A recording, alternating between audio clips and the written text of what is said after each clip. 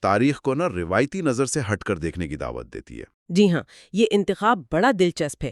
یہ کتاب اصل میں اسلامی دنیا میں علم، ترقی اور فکری تجدید کی وہ کہانی سامنے لاتی ہے جو اکثر بھلا دی جاتی ہے، خاص طور پر جب مشرق وسطی یوں سمجھیں 18ویں اور 19ویں صدی میں جدیدیت کے دروازے پر تھا ایک طرح سے۔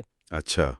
یہ صرف ماضی کا قصہ نہیں، بلکہ یہ سمجھنے کی کوشش ہے کہ تبدیلی آتی کیسے ہے۔ تو کتاب بنیادی طور پر اس دور کو دیکھتی ہے جب قاہرہ، استنبول، تہران جیسے شہروں میں ایک نئی سوچ پنپ رہی تھی۔